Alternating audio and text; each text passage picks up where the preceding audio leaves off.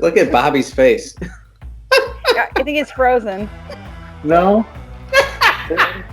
It's not frozen. It's just like it's. Listen, some Listen. people No. need to Hold on. It's throw up green with disgust, if you will. Oh man. Yeah, there you go. Find that color.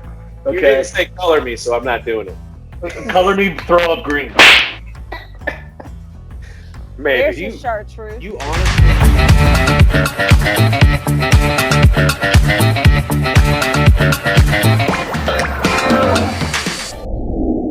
Welcome everybody to the Knotcast presented by Knot Club 33. We are on episode 6, a special edition of the Knotcast this week, alongside Bobby Burchins, Hello. Becky Wells, Hey. and Pat Neistat. Hello. I am Steve Rhodes. Like they said, this is the Knotcast. Thank you for tuning in. We're going to do our top 4, our fave 4, because these aren't the best rides necessarily. These are just our favorite rides in the Disney parks. We're each going to give a list of our 4. But before we get to that, our blog is about saving you guys money at Disney. So what's your favorite thing to do that does not require a Disney parks ticket on the Disney campus? And I will start. It's eating and drinking around Disney Springs. I like to sit at places like the boat dock and just the boathouse and on their dock outside and just kind of sit there, watch the water, have a cocktail or 5, and enjoy the vibes. No park ticket required. I admire the people who are renting the $300 for a 5-minute ride on a car boat. Thing. Yeah, I think it's $120. Admire is a generous word. I would do it for free. Yeah, me too. I should probably do it just Bobby, because I'm the only one who would join in and pay for it over here. Just to say I did it. You could wear your Sperry's with it. Yes, Right. exactly. They're boating shoes. Exactly. And they're white bottoms so they won't scuff up the white boats. It's great. It's fantastic. Oh, that's planning. Great. Yeah. Absolutely. So I would say my place is Sam's and maybe just bar hopping on the monorail. Trader Sam's. So, yeah. Okay. All right. So Trader Sam's, I think we all can agree, is the best of the bars on the monorail. But since we brought up the subject, we got to ask, what's the one at Grand Floridian and what's the one at the Contemporary? So I would say at the Wave, the Blue Room. Yeah, or Outer Rim. There we go. Okay, so I was going to go with Outer Rim. Yeah, I'd say Outer Rim and Contemporary. I'm going with the Wave because they got pretty good food there if you want to get a bite. Yeah, I would agree with the food there. Is the Outer Rim the one that's upstairs by Yes. Chef Mickey? Next to Chef Mickey's, yeah, it's right there, so you can see the monorail going by. Yeah, I guess yes. that's a. I guess at the Grand Floridian, it would be the Beauty and the Beast, the new offering there. Oh yeah, yeah. I don't know. Does anybody know the name of it? Not off the top of my head anymore because I'm not pretentious enough to know that one yet. No, that's sure, it's on the screen Yeah. now. It's on the screen. So whatever the name is, it's up there right now. They're seeing. All right. Thank you, editing. Yeah, right. Thank you, editing. Did you pick something, Bobby, or was that just you asking? I don't even remember anymore. So I think Trader Sam's obviously at the Polynesian. Citrico's is what I would go with at Grand Floridian because you don't actually go downstairs even at that point. You can stay upstairs. And same thing, Outer Rim, or if you have the DVC membership attached to your Magic Band, walk over to Top of the World. Yeah, Top of the World is really cool. Although I think that is closed, correct? It is currently right now. still not open. But yes, it was open. Let's clarify. We're speaking generalities. Right. Not in 2020 terms, in general. Yeah, exactly. Normal terms. Yes. Yeah. I absolutely would choose Trader Sam's, although I can't say that's an economical choice. Well, so if we're talking about saving money, that's not the choice. Well, tell us. Tell us. I mean, because you're going to spend money on food and drink in the parks too, so you could sit at Trader Sam's, get a free view of the fireworks at night. Oh yeah. And you still are getting a $10 cocktail, but you didn't pay. Hold on, let's be real. If we're talking about the economical, from inside though. No. Steve's intro was just like, we're all about saving money. So you're not paying to be in the park and paying on top of that. Here, how about I save us all money? Don't drink at the parks if you want to drink, if that's the case. If you're trying to save money, or bring your own and buy a Disney cocktail and then bring your own and keep refilling. Vodka tonics, I'm telling you, fools them every time. Is not drinking an option? I didn't know that was on. That wasn't really part of the. I don't know. I think not drinking in the parks. My kids are hoping, like, they're excited to check out like different water slides, and one of them wanted to try mini golf because he's probably only done it like once. Those are things to do. So they have two courses, two different mini golfs, correct? Winter, Summerland, yes, something. It's Fantasia Gardens is over by Swolfen. Okay. Yep. Yeah. So mini golf is my type of golf. I love it. So yeah. Sounds good. That's the only time I'll recommend golf, except for the drinking, which again, not free. So I don't know. Maybe Sperry. Speaking of golf, connections. Speaking How did I make this happen? We pull out the Scotty Cameron here. Seriously, if you do love golf, Disney has some of the best golf courses in the world, designed by Arnold Palmer, and they're actually pretty comparable to courses in the area. I mean, you can get it as low as I've seen $55 a round, which honestly, for a course that good, you're not going to find a better deal at a better course. So if you get a chance to play golf and you actually enjoy playing the sport, unlike Pat and Becky, definitely take advantage of it. But even along the lines of mini golf, like I'm sure that there's some interesting challenges over at Winter Summerland. Fantasia Gardens, I haven't mastered that one yet, but you know what? Hopefully, here in the near future, I will have been able to play it enough to master that one. Hopefully. Well, I'm surprised none of you guys brought up the boardwalk and just walking the boardwalk and hanging out over on that side of the property. That is very. I think not 2020. Absolutely, I did that for 3 nights in a row, and it was 2020, so less. A little different now, but even normal time, definitely get out on the boardwalk. You can use the friendship boats. The Disney transportation is still. You don't have to be staying on the property. You can go ride the Skyliner and just ride around, for God's sakes. We did do that to Bar Crawl. That was pretty cool. All right, so that is our recommendations for our best things to do without a park ticket on Walt Disney World property. And let's get into the meat and potatoes of why we're here, guys. The Fave 4, as I'm calling it. These are our 4 favorite rides on the Walt Disney World property. They don't have to be rides, they can be attractions, but they have to be inside the park. And we don't have to pick one from each park. We're just going to go around the horn. We'll start with number 4 for each of us, and I'll work our way down the countdown to our top, our number 1 attractions for each of us. So, Bobby, I'll start with you. What's your number 4? Tower of Terror. This used to be the top of the top for me, but as I've matured, I've found a little bit of a better appreciation for a couple different rides that we'll get to. But Tower of Terror is impeccably themed. I really got into the Twilight Zone as a kid, and the whole Rod Sterling impersonator / pre-show, all of that is fantastic. When you get into the boiler room, it really does set the scene for you perfectly. I've been in some of these places as a professional, and I can tell you that it is just as creepy inside a real one as it is the fake one at Disney. And the free fall, just the up and the down, it's fantastic. I love Tower of Terror. It's hard for me to see how it's not in somebody's top 4. No arguments there. Very good. Yeah. Very good. Super themed. We would have had a video on it, but all my audio cut out. So during the free fall, I'm screaming so loud that the audio tagged. Becky, what's your number 4? Yeah, my order is probably going to be all jacked. But time to time. You never know. Today I'm gonna go with Carousel Progress. Mm.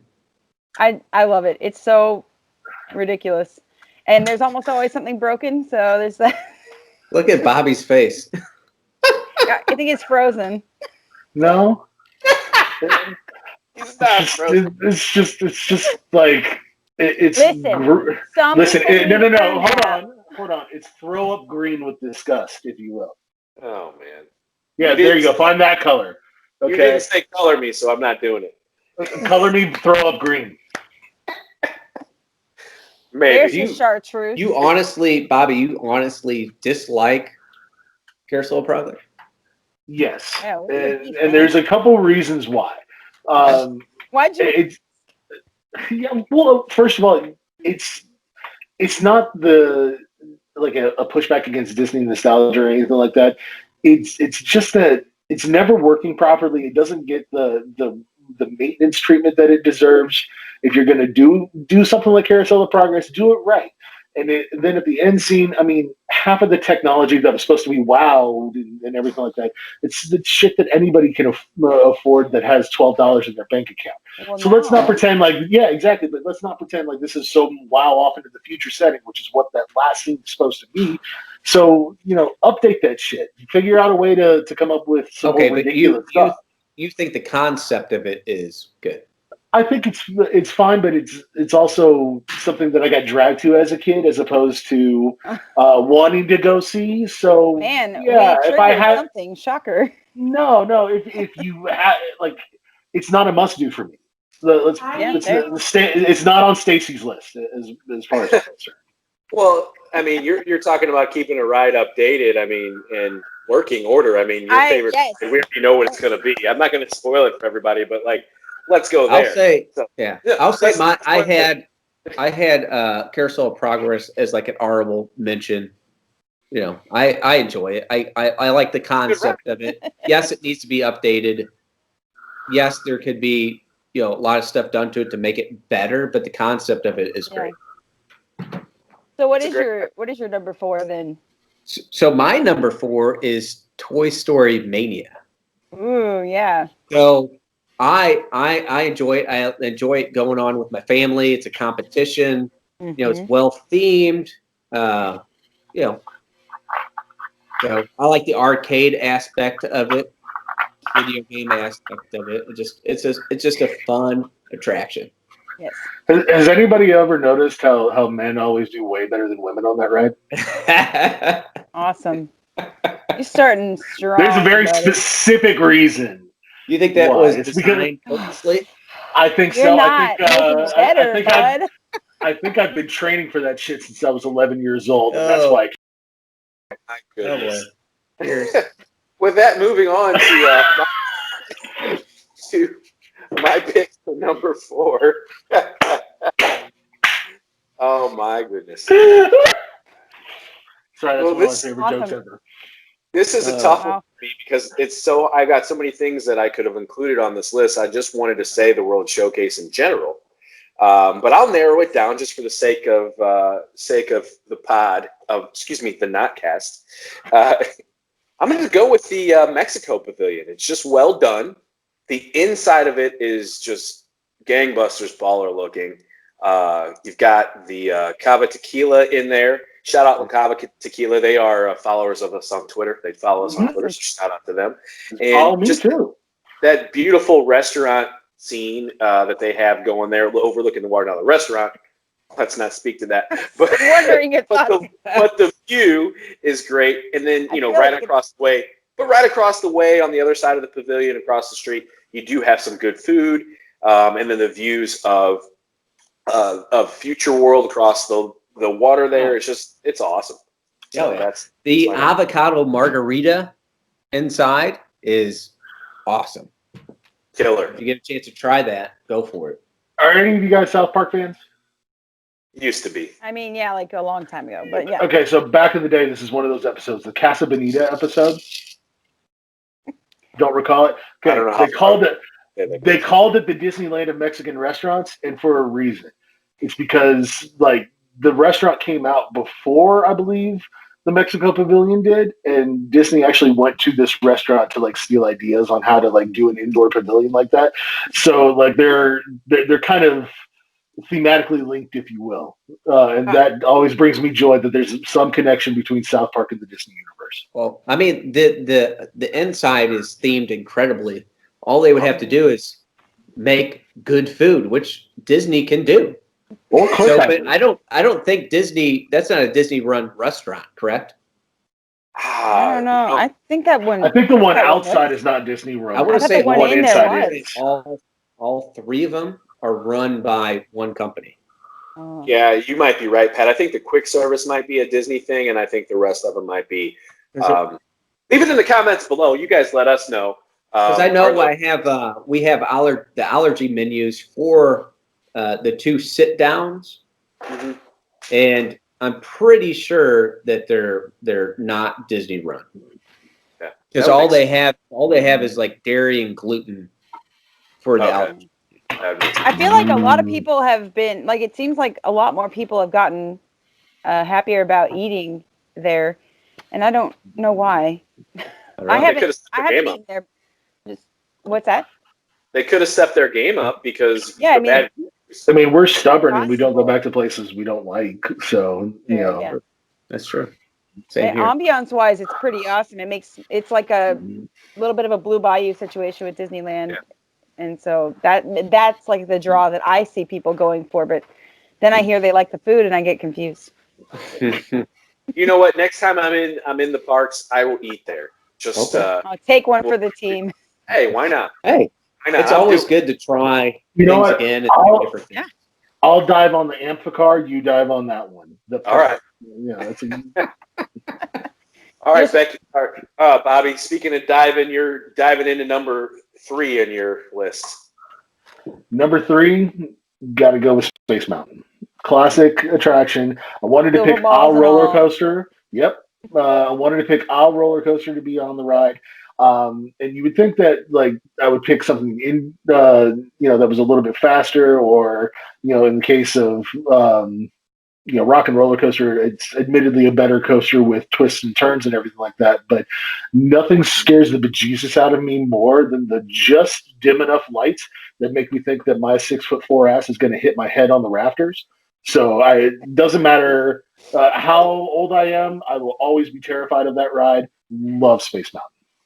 Yeah, I couldn't agree more with that. But isn't it the slowest coaster of all? 25 miles an hour. Except for the goofy Barnstormer coaster.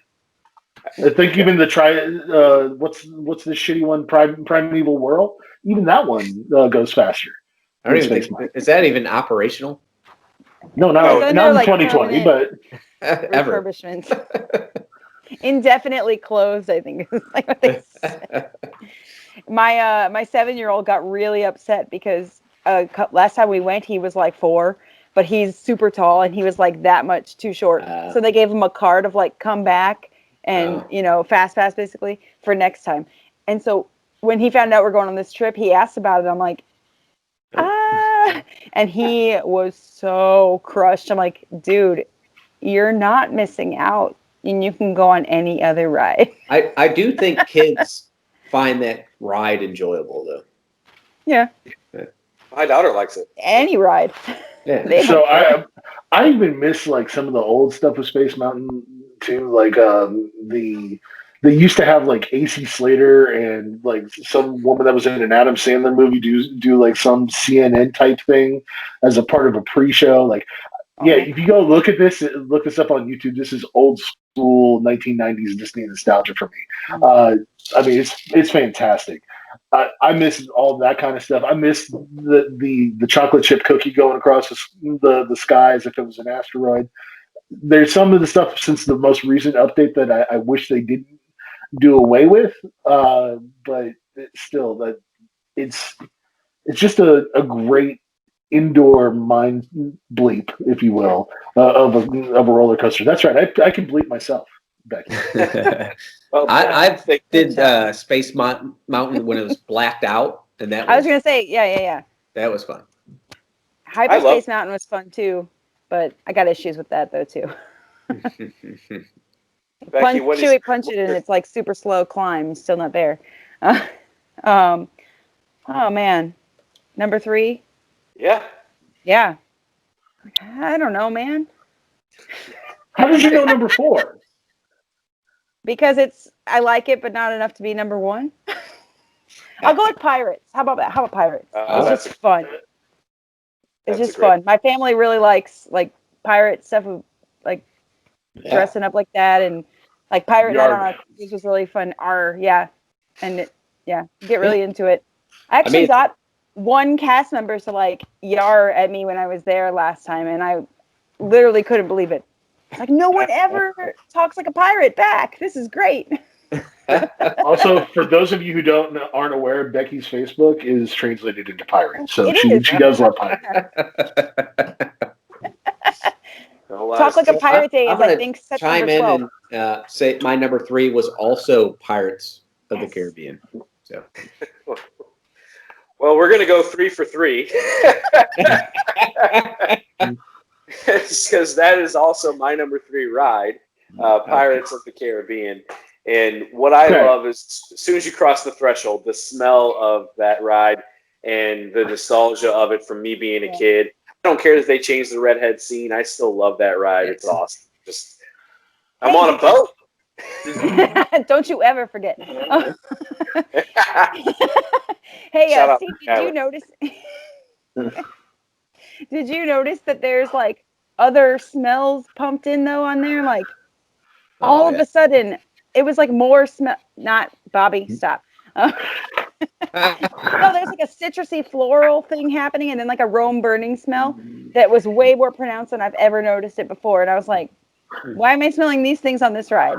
I'm talking in general, and with the mask on, it's a little harder to smell. So I didn't say I paid as much attention to it. I just, I have to check next time, or hopefully next time I don't have to be masked up, but we'll see. Right. Probably not.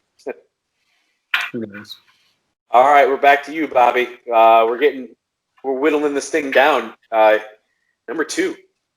All right, number 2 is actually going to probably come as a shock to everybody, given my hatred of the Star Wars franchise. But having only one example of it, I still have to put it up there. Rise of the Resistance. I think that is going to set the standard for what theme park attractions are going to be in the future. Taking you from one place to another, because it really does transport you. Once you are on the Imperial Star Destroyer, you're there with a platoon of stormtroopers. It feels realistic to you.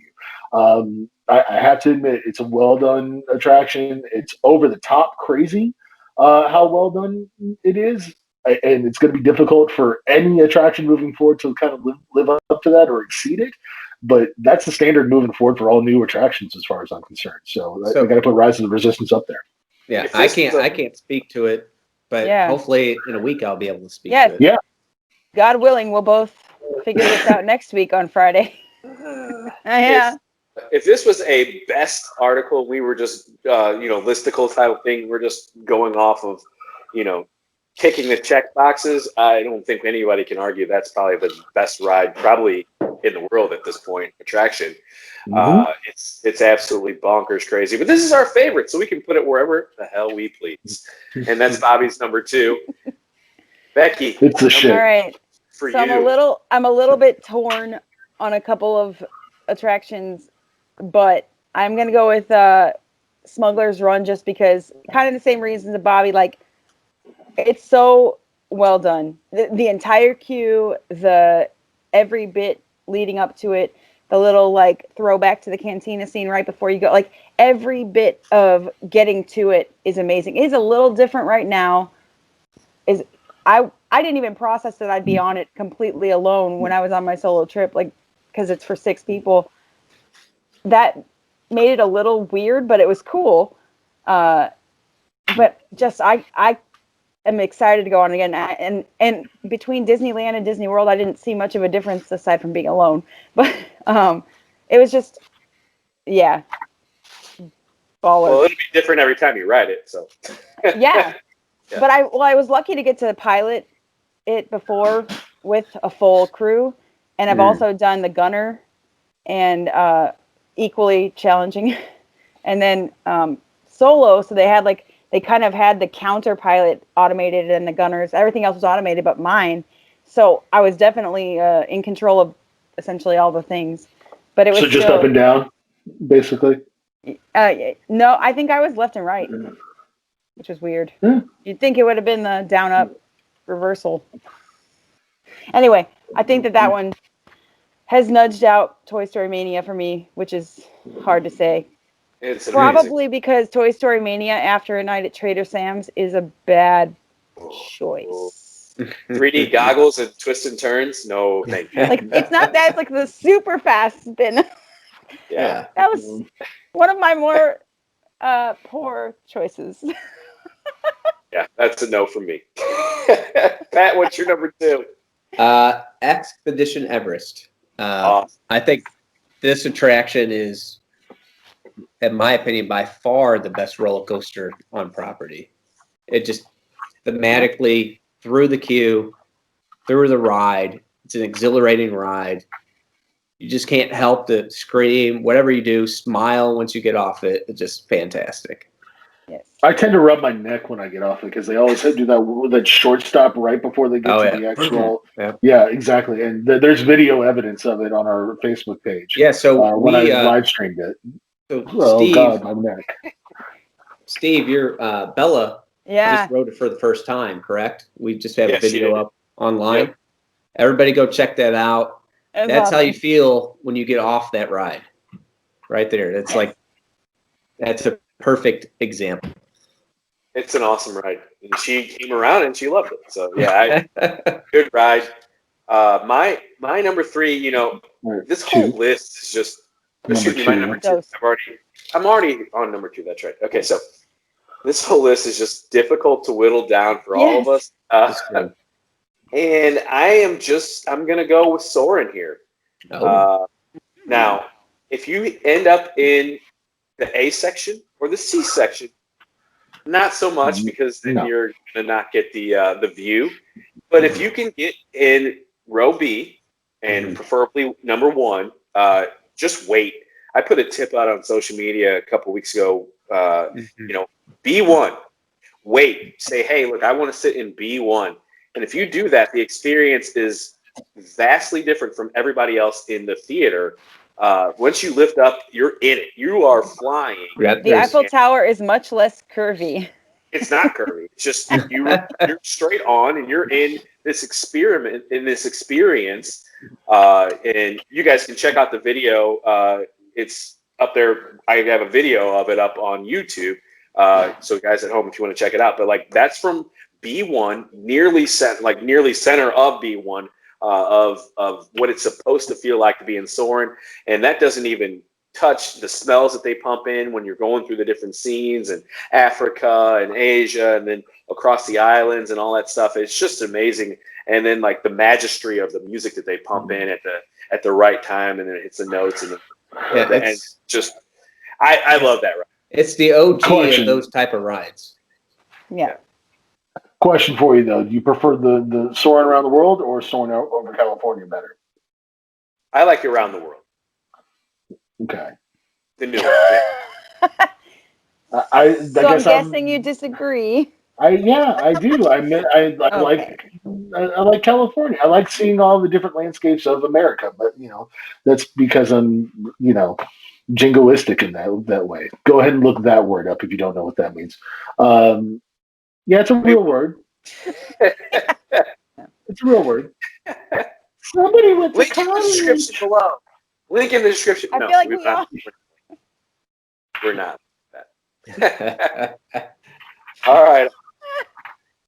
So to recap, guys, so far, Body, Tower of Terror, Space Mountain, and Rise of the Resistance. Those are your 4, 3, and 2. Becky has Carousel of Progress, Pirates of the Caribbean, and Millennium Falcon.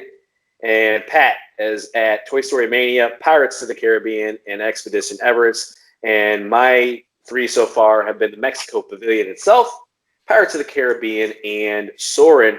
So now everybody has to pick their top. favorite ride. Bobby, what's yours? Well, surprise, surprise, it is Mission Space. And before everybody goes off on their rant about how the buttons don't work and blah, blah, blah, blah, blah. Not a I don't rant. care It's a about simple fact. No, I don't SD care. screen. No, listen, SD don't- screen, HD screen, SD. okay, that's fine. I don't care about that. What I care about is when you are strapped down, when you are strapped in, and you get lean back and you actually get to the liftoff portion. That is one of the most exhilarating feelings I've ever felt in my entire life.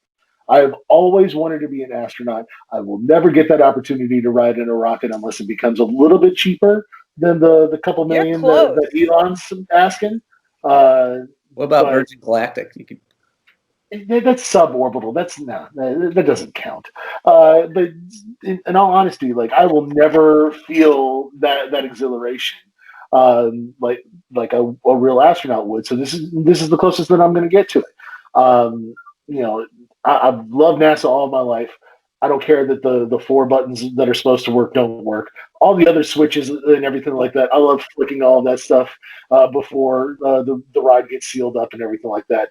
I am like a kid in a candy shop with this ride, Mission Space. Bobby, let me ask you a question. Yes. Do you think the ride, the attraction, could see improvements? Yes. I don't. Okay. I'm not saying it's a perfect attraction. Okay, so with that being said, are you upset that they just recently reimagined the ride or whatever they call it? Like how many years ago? 3 years ago? Like 2 or 3, yeah. They essentially left it the same. Are you upset about that? I think they could have updated the screen and and the graphics for landing on Mars and everything. I haven't ridden the green version where you're just kind of floating around above It's Earth yet. so bad. Okay. But there's a reason why I haven't done it. So it's essentially your argument is almost the same argument you used against Carousel of Progress. No, it's not. Indeed. It's not. It is. Because does Carousel of Progress give you that liftoff feeling? No. Where does it give you those G-forces? No. But that's Exactly. That's what I'm looking for. That's not the stuff that Pat was asking you about, though. That's not the complaints you gave me. Who said? I didn't say the ride was perfect. I said that for me, I will never get that feeling of being an astronaut like that liftoff sequence, and so that's what always draws me to it. So to Bobby's defense, I think that ride, if done right, could be incredible. Yeah, sure. I think it has a lot of room for improvement. When I did the old cynical Disney site, I pointed out the math doesn't work. That if you're going from the Earth to the Moon in 10 seconds, you'll get to Mars in 30 minutes, and you don't need a hypersleep. So that whole part is fucking stupid. Yeah. But there we go. I did it. There we go. The concept of mission space is a great idea. I feel like it's just underwhelming. Yeah, I mean, you got to ride with a freaking big back TV, basically duct taped into the thing. It's just like, what is this crap? Like, I can't get with it. But we got technology. This is his favorite, so that's fine. I do have an absolutely serious question though. I don't even remember who said it anymore, but like, were those buttons supposed to work? Did they at some time do something? And I'm being completely serious. Like, someone said something about that. Not all the switches, but like the main squares.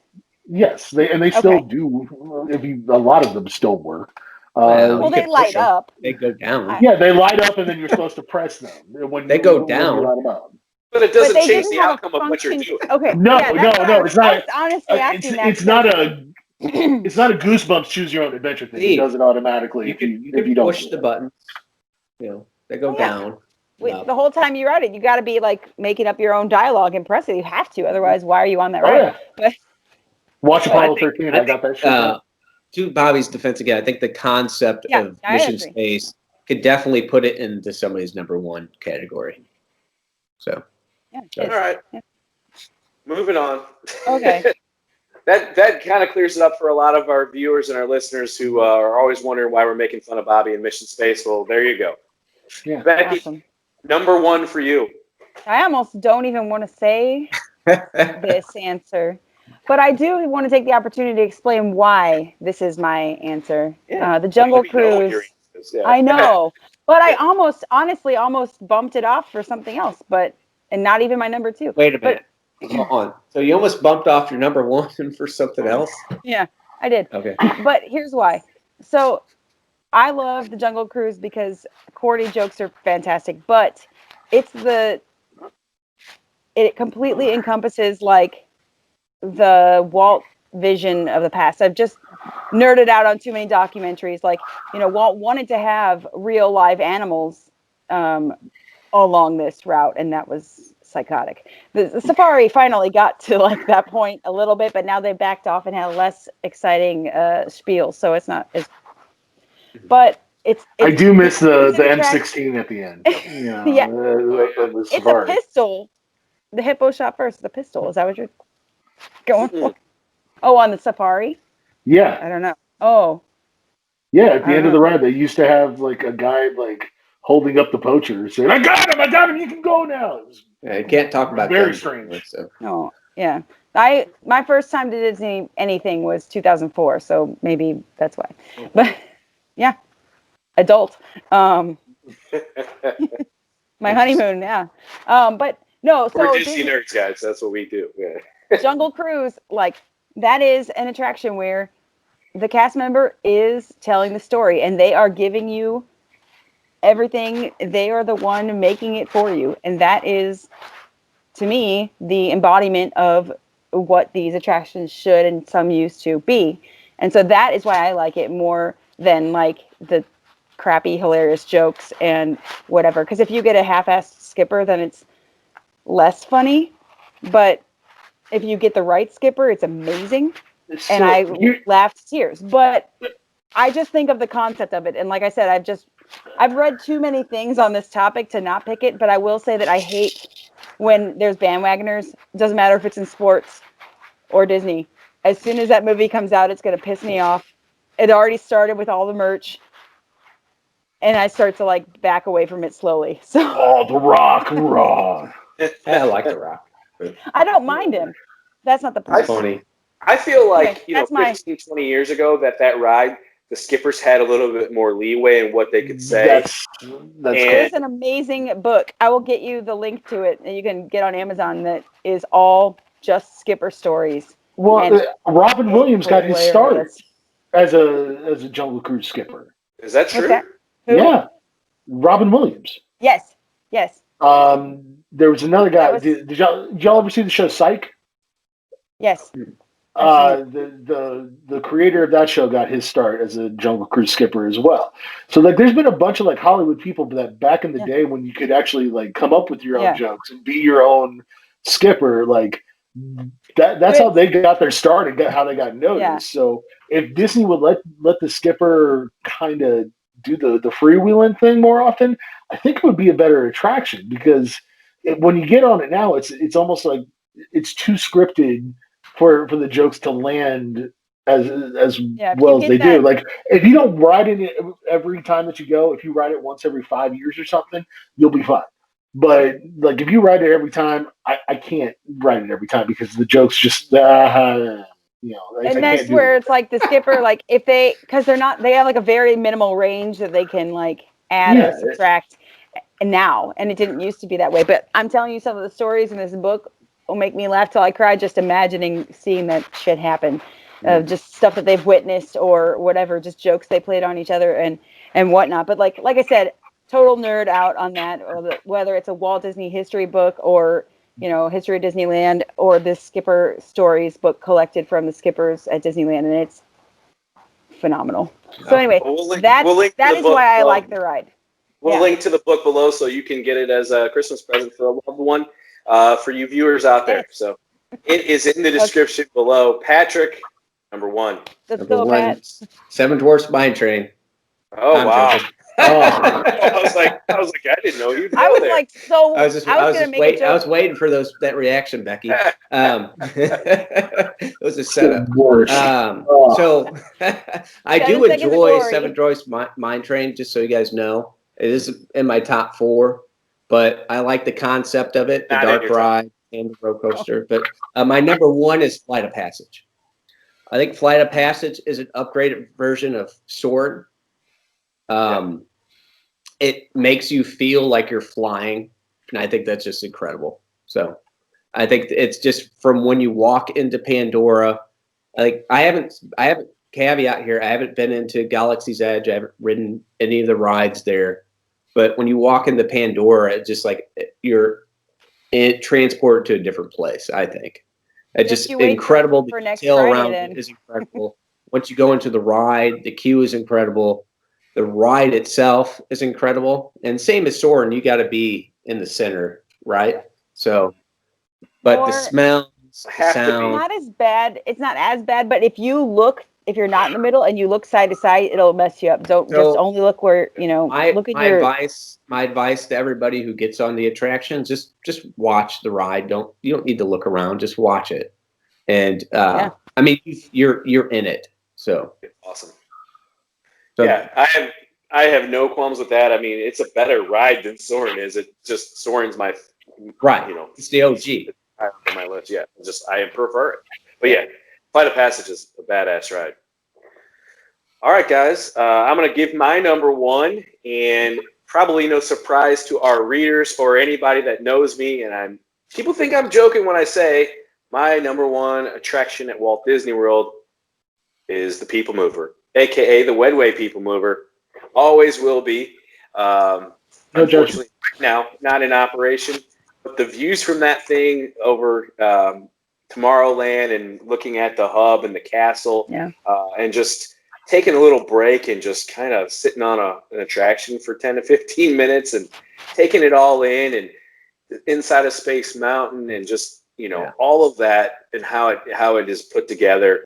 It is kind of embodies what Tomorrowland was meant for, and to me, it's just this great piece of work that was put in there by Wedway back in the day. So I just love the ride. It's my favorite attraction of all time. Yeah, I agree. I had it as an honorable mention, and but if you go, if we could put a link up, we do have pictures of going through inside of Space Mountain from the People Mover, lit up. So the lights were on. Got to take pictures of it as we went through. So if we could try to link that so everybody could see it, that was pretty incredible. It's linked, and the pictures were just on the screen. But if you guys want to read the article and see the rest of it, you can click the link in the description. So Steve, for Halloween, if there's ever Halloween parties again, you just dress as the orange cone and permanently get to ride. When it's not busy, if you say, "Hey, can I ride again?" they'll just let you stay on. Oh yeah, we did that last trip. We just stayed on it and they let us go around. So, all right. So my favorite scene of it. Do you guys have a favorite part of it? Mine's through Space Mountain. I think that's it's awesome. But go ahead. I mean, the paging Mr. Morrow joke is always nostalgic, and I just think when you come back outside and you get the view of the castle, especially at night, it's I think that's just super cool. Yeah. So I agree with you. At night, that's the best time to ride it. But honestly, for me, the coolest part is seeing the Epcot model, the real one. Yes. Oh yeah, that's solid. Yeah. I'm not quite the futurist that Walt was, or anything like that, but I do love the idea of like super planning a city in some way, and I love the concept of what they were trying to accomplish with Epcot. So seeing that model kind of it does kind of pull at my heartstrings a little bit. So that's a definite cool little artifact that you get to see when you ride that one.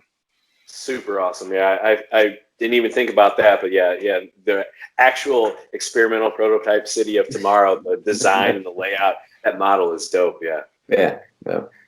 All right, to recap for everybody on your screen, you can see the choices from each of us, our top 4 favorite rides at Walt Disney World up on your screen now from our panelists here. We thank you guys for tuning in. Hope you guys are having a great holiday season. We'll be back in a couple of weeks with another episode. For Bobby, for Becky, for Pat, I'm Steve. Have a great day.